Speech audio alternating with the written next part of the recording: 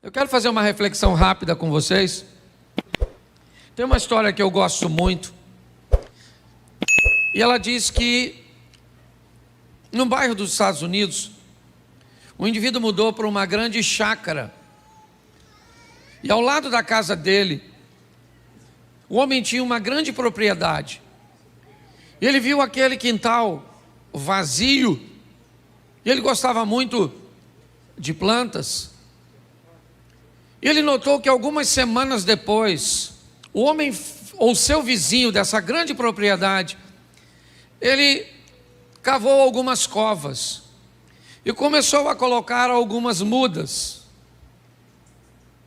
Mas o vizinho notou que ele colocava pouca água nessas mudas. Ele não aguava com tanta frequência. E o vizinho então começou a ficar preocupado com a integridade daquelas plantas e a possibilidade delas morrerem. Ele aguava, mas não com a frequência que o seu vizinho esperava e que olhava da sacada. Por muitas vezes ele viu as folhas daquelas mudas murchando e sempre o vizinho colocava pouca água. Um tempo depois, essas mudas se estabeleceram. Não era aquilo que o vizinho esperava olhando para a casa de seu próximo, mas algo muito mais esquisito começou a aparecer. Volta e meia aquele homem aparecia no quintal com um chumaço de jornal bem grosso e fazia questão de passar por todas as mudas, sempre dando algumas pancadinhas nas mudas. O homem nunca tinha visto aquilo e era algo que soava para ele muito estranho. Durante um bom tempo ele viu seu vizinho dando pancadas naquelas pequenas mudas que ainda não estavam tão encorpadas. Um ano depois, a empresa deste homem o transferiu para uma cidade bem ao norte dos Estados Unidos. E depois de 20 anos, ele volta à sua cidade e tem a curiosidade de ver a casa onde morava. Aquela semana um furacão havia passado por lá e alguns estragos tinham acontecido. E ao entrar na rua de sua antiga casa, ele reparou que a maioria das árvores estavam tombadas, estavam caídas. Mas quando ele, da calçada, olhou para sua antiga casa, ele viu ao fundo a casa de seu vizinho.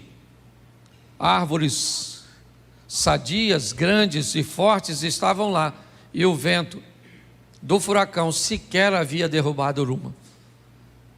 Ele então foi ao vizinho para cumprimentá-lo, e durante esse cumprimento ele falou com o vizinho e lembrou de quão estranho era o comportamento dele no que diz respeito àquelas árvores. E finalmente ele perguntou por que ele aguava tão pouco. E o vizinho disse para ele: porque eu tinha o intuito de que as minhas árvores não tivessem água com facilidade, para que elas pudessem aprofundar suas raízes e tirarem a água do mais fundo possível. Mas eu também estranhei porque você batia nelas. E ele disse: porque eu sabia que a nossa região, volta e meia, é visitada por furacões. E desde cedo eu ensinei as minhas árvores a lidar com as intempéries, com as dificuldades. E por isso nenhuma delas caíram. Hoje, mais uma vez, eu quero fazer com a igreja, e acho muito propício, uma reflexão sobre uma palavra que Deus me deu há mais de 10 anos atrás, cujo tema é aprendendo com as tempestades. Todas as vezes que as tempestades se levantam, elas não têm a autorização e nem o poder suficiente para destruir a nossa vida. Tempestades que vêm na direção daqueles que servem a Deus, elas seguem junto com o cumprimento da palavra de Deus, que todas as coisas cooperam para o bem daqueles que amam a Deus.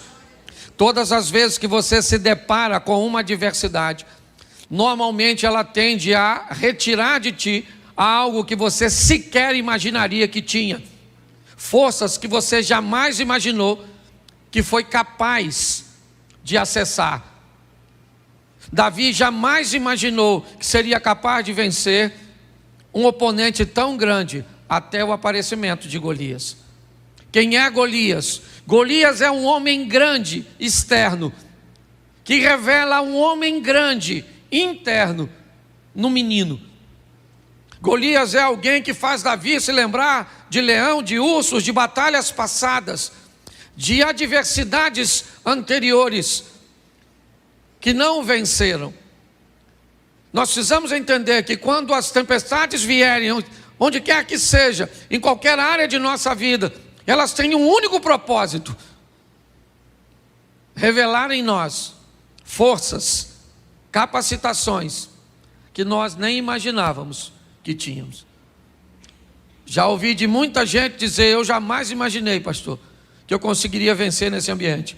Eu jamais imaginei que eu teria habilidade para resolver isso. Pastor, eu tenho certeza de que se eu tivesse sozinho, eu teria perdido. Mas eu não perdi porque Deus foi comigo.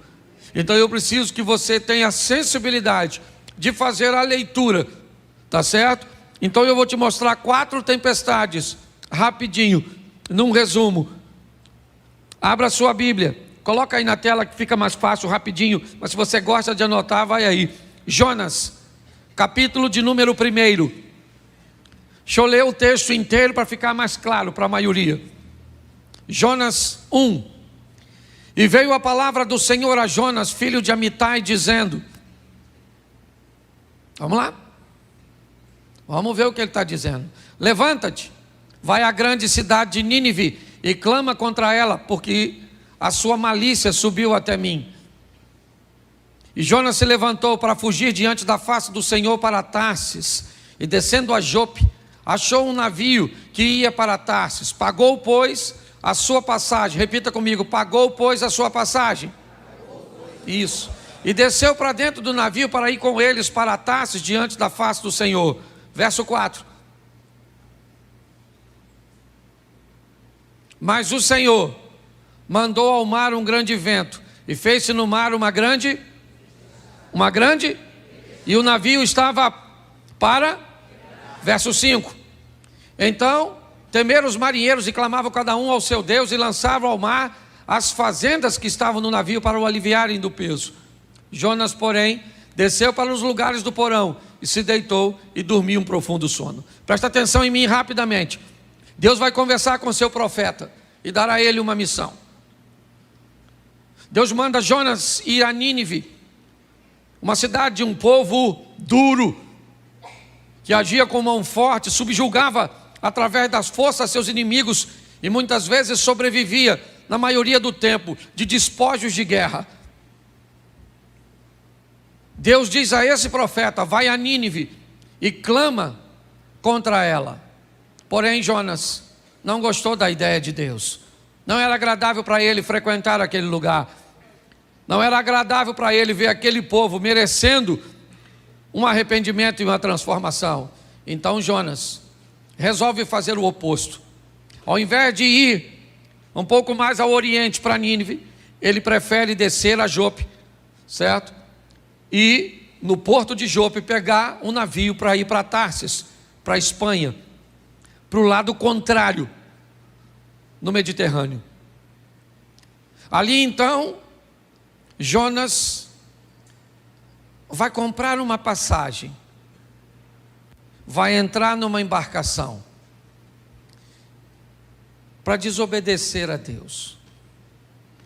O texto diz que enquanto ele está naquele navio, uma tempestade se levanta. E o que essa tempestade veio fazer? Essa tempestade tem uma missão. Ela quer conversar com alguém. E com quem? Com quem será que essa tempestade quer conversar? Com o mestre do navio, o capitão do navio. A tempestade quer saber por que ele vendeu o ingresso do seu navio para um desobediente.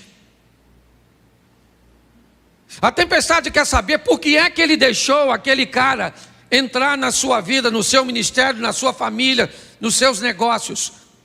Porque tem tempestade que vem na minha e na sua direção com uma única função: denúncia. Dizer para mim e para você que esse tipo de gente, esse tipo de comportamento, esse tipo de negócios, esse tipo de alianças não podem fazer parte de nossa história. Essa é a mensagem que a tempestade vem. Ela começa a chacoalhar o navio. Todo mundo tem medo. E quem é que está trazendo aquela tempestade? Um desobediente? Se tem uma coisa que precisamos ter o máximo de sensibilidade para identificar, é quando Deus está tratando alguém. Quando alguém estiver sofrendo, por favor, antes de se meter no sofrimento dos outros, descubra que tem alguém que ama mais essa pessoa do que você. E esse alguém é Deus. Antes de ajudar alguém, pergunte a Deus se é para você fazê-lo. Porque quando você se mete na vida de alguém que Deus quer tratar defendendo a pessoa, você vira o capitão do navio. O cara quer me desobedecer? Quer, vou entrar no capitão. Deus falou, vou afundar. O capitão desobedeceu a Deus, sim ou não? Sim ou não? Não, ele nem profeta é, nem sabe de nada. Mas vendeu o ingresso do barquinho dele para o Jonas entrar. Eu não sei se você reparou, mas preste atenção nesse texto. Temeram os marinheiros e clamava cada um ao seu, e fazia o quê? O que eles faziam? Lê para mim. Jogavam fora as coisas de valor. Eles estão perdendo as coisas de valor, jogando fora do navio, quando fora do navio deveria estar o Jonas. Preste atenção, está assim de gente, perdendo o que não precisa perder, porque não tem coragem de jogar fora aquilo que precisa jogar. Nós precisamos ter a sensibilidade. A tempestade veio. O que ela está querendo? Afundar meu navio? O que é? Será que ela tem o cunho de denúncia? Então o que é? É meu comportamento? Tá bom. O que é? O que está acontecendo para que eu enfrente tudo isso? Eles começam a jogar fora e perdem o que não precisa perder. A tempestade para quando eles jogam a carga fora? Não. Então, o capitão do navio começa a vasculhar seu navio. Porque nem sempre o que vai te levar para o fundo é fácil de enxergar. Está diante dos seus olhos. Às vezes o que vai te levar para o fundo é aquilo que você nem percebe, que está escondido. Tem gente com um comportamento tóxico e nocivo e sequer é capaz de identificar porque tem aquilo. Às vezes precisa de um profissional da área psicológica. Eu vou falar para vocês, isso aqui que eu tenho, é herança de uma depressão que eu tive. Foi muito forte. Eu fui para o sítio, eu não queria mais vir para a igreja, eu não queria tomar banho, eu não queria comer, eu não queria fazer nada. Estava cansado, sei lá. Troço doido. Se você já teve depressão, você sabe o que eu estou falando. Só que eu não sabia por que motivo. Aí minha esposa ligou para uma amiga, doutora Ilma. Doutora Ilma foi lá no sítio, ela e seu esposo, veio lá de Vitória, foi lá. Sentou e falou comigo, Cláudio, converse comigo tudo. Fala da sua vida. Eu falei, o que é que minha vida tem a ver com essa depressão? Está querendo é fofoca. E eu comecei a narrar minha vida para ela. Meu pai casou tantas vezes, me dava para uma família aqui, que me jogava para outra lá, que eu ia para outra lá, e que eu ia para outra lá, e que eu ia para outra cá. E aí, agora eu era pastor de igreja, e aí... Moral da história, ela descobriu que todas as vezes que alguém ia embora da igreja por qualquer motivo, eu sentia dor da rejeição dos lares que me mandavam embora. Agora você pensa só, se eu não ia morrer com uma igreja que todo dia sai gente, chega gente, sai gente, chega gente, sai gente. Eu não sentia dor nenhuma porque quem chegava, só sentia dor porque quem ia. Quando eu identifiquei o miserável do Jonas, aliás, nem fui eu, fui ela. Quando ela falou: Cláudio, você não... Aí o que você faz? Eu falei: o quê? Eu tenho o prazer de construir. Ela falou: e o que você sente depois que constrói? Vontade nenhuma de entrar no lugar onde eu construí. Olha que loucura. Aí ela me disse: sabe o que é isso, Cláudio? Você só constrói para mandar uma informação para você mesmo, que ninguém nunca mais te manda embora daquilo que é seu. Mas é só você terminar de construir que você não quer entrar e você vai construir outra coisa. Menino, pensa numa cura instantânea. Eu falei: é isso? Ah, então tá bom. Me deu algumas ferramentazinhas e eu fiquei bom. Porque se você não sabe o que te leva para o fundo, às vezes é aquela mágoa, aquele ressentimento, aquela decepção. Lá em 1945, assim que a guerra acabou, e você guarda isso dentro de você. Você conhece alguém assim? Porque tem gente que parece cemitério de coisa ruim. Pois bem, tem tempestade que só vem para denunciar que tem algo dentro de você que precisa sair. Pegaram o Jonas e levaram para fora. E falou: Jonas, quem é tu? Ele falou: eu sou hebreu, desobedeci a Deus e entrei no seu navio. Ele falou: pô, cara, tanto navio para tu entrar? Tu entrou justamente no meu, mas o seu que deu para comprar o ingresso. Sabe o que é mais interessante dessa história? É que o Jonas disse que o problema era dele, ou era ele, mas ele pulou? Sim ou não? Porque o problema não vai embora sozinho. Se tem uma coisa que um problema ama, são pessoas adaptáveis. Pensa num lugar onde o problema gosta de se estabelecer. É naquele casamento onde as pessoas se adaptam com facilidade. É na vida daquelas pessoas que são altamente adaptáveis. Porque pessoas que se adaptam não costumam mudar de vida. Elas se adaptam. O Jonas falou: o problema sou eu, mas eu não pulo. Vocês que têm que me jogar fora. Você está entendendo? A decisão é sua. A tempestade aparece, diz onde o Jonas está. Você sabe que é o Jonas, mas a hora de jogar ele fora dá uma dó. Por quê? Porque às vezes o Jonas é seu namorado, o Carlos. Mas você já tem 35. Só sobrou o Carlos. Você já está naquele dilema: aquele que vier a mim, de maneira nenhuma o lançarei fora.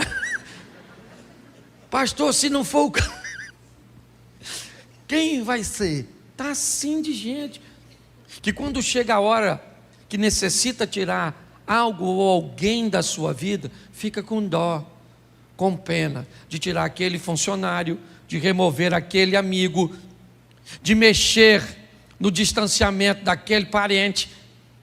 Às vezes quem vai levar para o fundo, ser para o fundo, é sua mãe.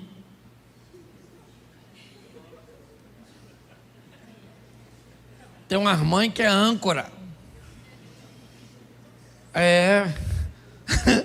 Se você ver a cara de algumas pessoas. Achou, seu Jonas, né? É porque às vezes é a velha que vai acabar com o seu casamento. E ela não tem nem má intenção, não. Ela é só um instrumento do inimigo, que nem trabalha full time, às vezes é freelance. Entendeu? É um servicinho de motoboy ou de sogra boy. Você consegue entender? Mas tem tempestade que é só para denunciar. Posso ouvir um amém? Amém. Isso, não vou me deter muito nessa não. Marcos 4:7, te mostrar um ambiente bem tempestivo, ou bem perto, certo? Coloca para gente. Eu falei Marcos 4:37, perdão. Eu falei 7. Isso. Levantou-se um grande temporal de vento, subiu as ondas por cima do barco, de maneira que já se enchia. Vamos lá? E ele estava na popa do barco, dormindo sobre uma almofada, e despertaram, dizendo: mestre, não se importa que pereçamos? E ele, despertando, repreendeu o vento, disse ao mar: cala-te, aquieta-te. E o vento se aquietou e houve grande bonança. E disse: por que sois tão tímidos? Ainda não tendes fé? E sentiram um grande temor e diziam uns aos outros: mas quem é este que até o vento e o mar lhe obedecem? Olha para mim aqui que eu quero falar com você. Outra tempestade. Ao contrário da primeira, essa não vem denunciar nada. Porque nem todas as tempestades trazem consigo a mesma missão. O que essa tempestade quer? Vamos lá. Jesus diz aos seus discípulos: vamos para o outro lado. Vamos para o outro? Isso. Assim que Jesus diz isso, ele entra no barco e vai dormir. Mas antes de dormir, ele disse o quê? Passemos para o outro. E ele foi. Mas ele disse o quê? Enquanto você não falar, eu não paro. Ele disse o quê? E ele foi. E o que é que ele fez nessa ocasião? O papel dele. Qual era a missão dele? Dizer: vocês vão para o outro e eu vou. Mas enquanto isso vocês vão. Mas se vier tempestade, problema, desafio, obstáculo, eu já falei que vocês vão para o outro lado. E se eu falei que vocês vão para o outro lado, vocês vão e pronto. Não tem tempestade, não tem problema, não tem crise, não tem nada. Porque eu falei. Então tem tempestade que ela só vem para mostrar para você que Deus está no controle de tudo. Não é denúncia, não tem nada de errado. Porque tem gente também que não pode ver uma tempestade que já acha que é pecado. Ah, está num vento. Oh meu Deus, o que eu estou fazendo de errado? Oh, estou no pecado. Você vai conversar com os irmãos que dizem: o que é? Abre esse coração seu. Alguma coisa você fez. Fala, pecador. Você fala: não fiz nada, fez. Que é isso, exorcista? Às vezes não é denúncia. É só para mostrar o poder de quem está no mesmo barco que você. Ele falou: passemos. Quando ele disse passemos, ele dizia: eu vou junto com. E vou, mas vou dormindo. Porque eu já fiz o que eu tinha aqui, que foi autorizar você a atravessar. Foi dormir, e quem é que vem? A tempestade. Porque se tem uma coisa que para crente é com fartura, é tempestade. Não tem miséria, todo dia entra uma. Antes de uma ir embora, você já está vendo outra. É ou não é? E Jesus está dormindo, e lá vem o vento, chacoalha. Eu imagino eles olhando para Jesus: aí, vai morrer dormindo. Essa porcaria vai afundar, hein? Pensa, o Tomé falando: acho que vai afundar isso, hein? E o Pedro pensando: se afundar eu vou nadando, quero ver Mateus, que é cobrador de imposto. Não sei nem se ele sabe nadar. Aquela tribulação lá dentro. E vão afundar, não vão morrer, não vão perecer, até que alguém vai lá em Jesus e acorda. Eu não sei nem se ele estava dormindo. Falei: ô Jesus, todo molhado, ó. Jesus. Eu imagino ele levantando, pensa: e que foi, gente? Chegou? Chegou a tempestade. Ele está querendo afundar a gente. O senhor não está vendo que nós vamos morrer? Jesus deve ter falado: eu falei, passemos. Ele olha para o vento e diz: ô vento, cala essa boca. Ô mar, fica quietinho, não quero nem marola. Agora é piscina. O vento parou de soprar, o mar ficou calmo. E os discípulos falaram: gente, quem é esse? Como quem é esse? Esse é Jesus, que você está andando um tempão do lado dele. E às vezes você precisa de uma tempestade para saber quem ele é, porque sem ela você não conhece. Tem tempestade que ela só vem para mostrar para você o poder do Deus que você. A hora que você reconhece, o problema se desfaz. Sim ou não? E vamos para outra tempestade, para não demorar muito nessa, senão fica numa tempestade só. Mateus 14, 24. Esse é um ambiente também um pouco complicado. Vamos lá. O barco já estava no meio do mar, açoitado porque o vento era isso. Meio que uma tempestade noturna. Ela acaba atingindo o barco que Jesus está com seus discípulos. O que essa tempestade quer? O que esse ambiente ele deseja? Será que é uma denúncia como a de Jonas? Será que é revelar o poder de Jesus que está dentro do barco? Bom, de denúncia não é. De Jesus dentro do barco também não, porque nem dentro do barco ele está. Então, o que essa tempestade vem trazer? O que esse ambiente? 3 horas da manhã, tudo escuro, vento soprando, a água querendo entrar. Jesus aparece andando sobre as águas no meio desse ambiente. E dentro do barco começa a acontecer algumas coisas. A primeira é um temor muito grande, pois eles estão num local que não é a realidade da maioria de seus discípulos, apenas de 4 que eram pescadores. Os outros 8 não estavam preparados para aquilo. Segundo, tem um indivíduo andando em cima d'água e alguém já gritou que é fantasma. Então o caos está estabelecido. Mas o que isso vem trazer? A iniciativa de alguém que está dentro do barco. Tem tempestade que acontece num grupo, mas que só vai dar a lição para uma pessoa só. Tem tempestade que vem numa família com o propósito de criar um novo estilo de vida para apenas uma pessoa. No meio daqueles 12 discípulos, se levanta Pedro e diz: eu gostaria de ir andando até onde o Senhor está. Tem alguma coisa de errado.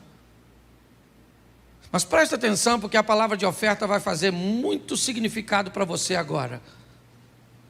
Qual era o local mais seguro nessa ocasião? Qual era? O barco. Se você estivesse lá, onde você ficaria? Essa é a questão. Nós queremos viver o incrível, sensacional, o extraordinário, provar, vencer, romper. Onde? Dentro do barco. A vida está esperando você fazer para ela e por ela o que você nunca fez, para que ela possa te devolver o que nunca te deu. Quando Pedro diz, eu quero ir aí fora, Jesus era para dizer, não, não tem nada aqui, Pedro. O que você quer vir fazer aqui onde eu estou? Se eu estou indo para aí. Mas Jesus disse para Pedro, vem. Vem, Pedro. Viva seu milagre e dê uma lição em todos os outros que não têm coragem de sair do barco. Tem tempestade que só vem para mostrar para você que você é capaz de viver e mostrar para quem está perto de você que se tivesse coragem de agir, viveria a mesma coisa. Por isso que a Bíblia diz que nós somos sal e luz, porque o nosso estilo de vida precisa inspirar outras pessoas. Tem tempestade que só vem para isso. Qual é a finalidade dessa tempestade? Criar em Pedro um posicionamento, uma postura. Pedro sai do barco, vai andar com Jesus sobre as águas. E quando ele volta para o barco, quem está dentro do barco diz o quê? Vamos lá. Bota o 25. Vamos embora? 26. Vamos lá. 27. Vamos embora? É porque eu não sei qual é, vamos embora. Isso aí, vamos embora, a gente vai chegar lá. Vai embora. Já está no último? Tem o 32? 33. Então aproximaram-se os que estavam no barco e adoraram, dizendo... Qual é a diferença entre esses caras e Pedro? É que Pedro descobriu que Jesus era o Filho de Deus, enquanto ele estava fora do barco. Vamos imaginar um culto desse, depois dessa passagem? Vamos supor agora que eu chamasse os discípulos de Jesus, subam aqui os 12, e todos viriam aqui em cima, e eu desse o microfone para eles, e eles dissessem para todos vocês como testemunho: gente, esta semana nós vimos 2 homens andando sobre... Pedro poderia dizer, presta o microfone aí, só para ficar claro, gente, um dos 2 era eu, e o outro era Jesus. Tudo ficou. Você consegue entender isso? Tem tempestade que ela vem para mim e para você, com a oportunidade de vivermos o incrível, o sensacional, de andarmos sobre as águas, de ultrapassarmos os problemas. Vamos para a última, e eu termino aqui? Vamos embora. Atos dos Apóstolos, a pior das tempestades, capítulo de número 27, verso 18.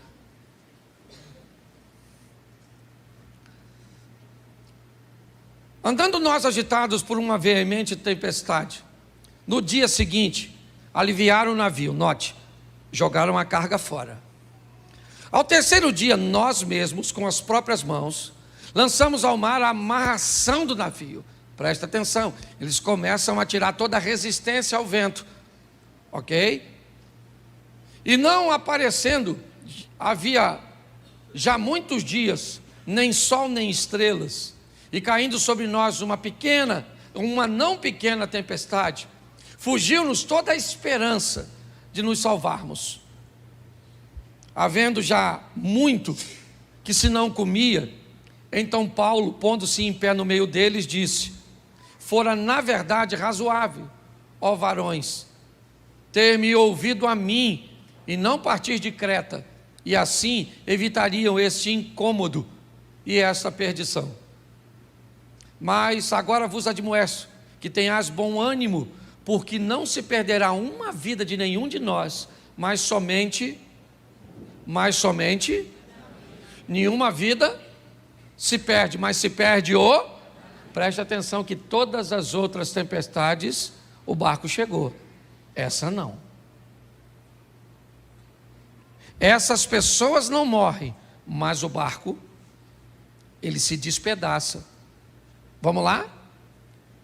Porque esta mesma noite, o anjo de Deus, de quem sou e a quem sirvo, esteve comigo, dizendo: Paulo, não temas, importa que sejas apresentado a César, e eis que Deus te deu todos quantos navegam contigo. Portanto, ó varões, tende bom ânimo, porque creio em Deus, que há de acontecer assim como a mim me foi dito. É, contudo, necessário irmos dar numa ilha. Vamos lá, pode colocar. Isso. E quando chegou a 14ª noite, sendo impedidos ou impelidos de uma e outra banda do mar Adriático, lá pela meia-noite, suspeitaram os marinheiros que estavam próximos a alguma terra, e lançando o prumo, acharam 20 braças. Passando um pouco mais adiante, tornando a lançar o prumo, acharam 15 braças. Estão fazendo a leitura que está ficando mais raso, está chegando próximo à margem, certo? E temendo ir dar em alguns rochedos, lançaram da popa 4 âncoras, desejando que viesse o dia. Procurando, porém, os marinheiros fugir do navio, e tendo já deitado o batel ao mar, como que querendo lançar as âncoras pela proa, disse Paulo ao centurião e aos soldados: se estes não ficarem no navio, não poderei salvá-los. Então os soldados cortaram os cabos e o batel e o deixaram cair. Enquanto o dia vinha, Paulo exortava a todos que comessem alguma coisa, dizendo: é já hoje o 14º, preste atenção, 14 dias de tempestade, certo? Que esperais e permaneceis sem comer, não havendo provado nada.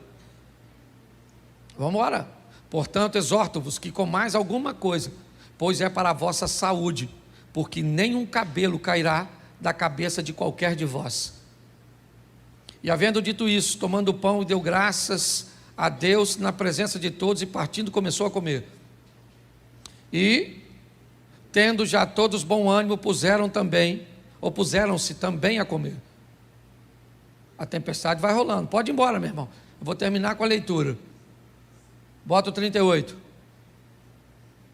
Isso.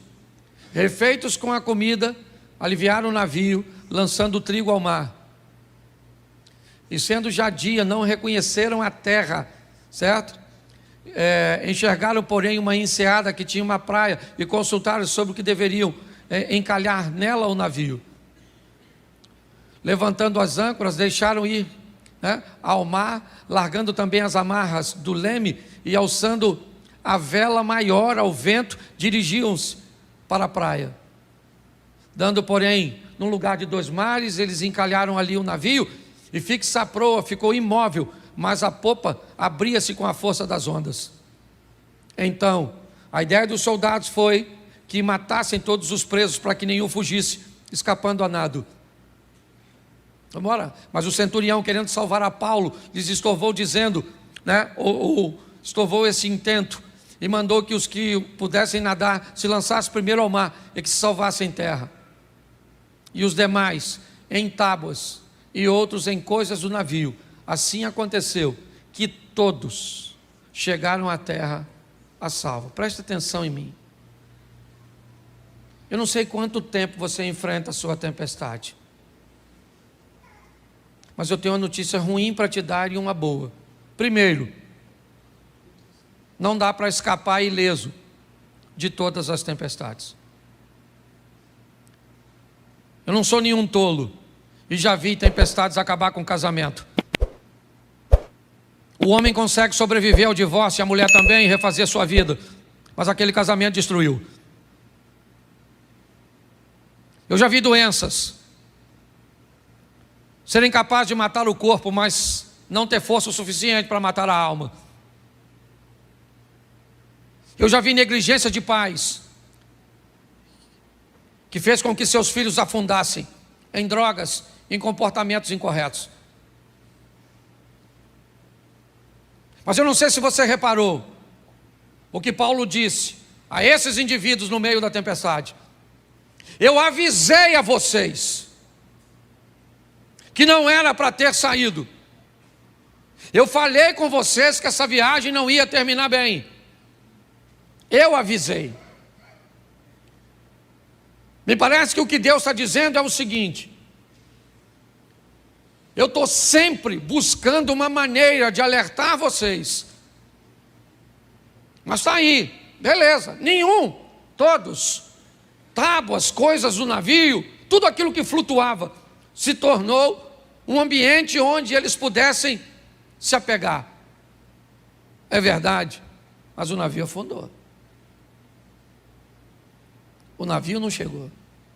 Infelizmente, tem tempestades, irmãos, que vai afundar seu casamento. E sabe por que vai? Porque você não escutou as orientações. Vai falir sua empresa. Vai matar seu corpo. Vai. Porque você recebeu avisos que era para cuidar da sua saúde, que era para você fazer seus exames, que era para você tomar seu remédio, que era para você mudar a sua postura com a sua esposa, era para você mudar a sua postura com seus filhos. Mas infelizmente a mensagem não foi ouvida, e o que aconteceu? O navio afundou. Eu acho que vale a pena levarmos hoje os exemplos dessas tempestades. que ela pode fazer? Às vezes é só uma denúncia. Pegue, tire da sua vida e a tempestade passa. Às vezes é para mostrar: eu estou dentro do navio e eu disse que você vai passar, e você vai passar porque eu disse. Às vezes eu estou fora do navio e quero causar dentro do barco, certo? Dentro de você, um movimento para que você consiga ir lá fora e andar sobre as circunstâncias. E aqui vale um alerta. Por muitas vezes eu já vi meu casamento encalhado aqui e as ondas batendo, querendo despedaçá-lo. Eu já vi. Eu tenho 31 anos de casado. Você pensa que a pauta divórcio nunca circulou no meu casamento? Já. Mas atento aos sinais. Graças a Deus, sempre deu tempo de tomar uma providência. Vamos sair daqui hoje entendendo que as tempestades vêm e elas não têm o propósito de nos afundar, apenas de nos ensinar. Você pode fechar seus olhos? Pai, em nome de Jesus, não é a primeira tempestade que enfrentamos, não é a última que iremos enfrentar. Sabemos que cada uma delas traz consigo uma mensagem. Sabemos que quanto mais rápido formos capazes de identificar a mensagem, mais rápido ela vai passar. Que nenhuma dessas tempestades cheguem ao limite de afundar a nossa embarcação.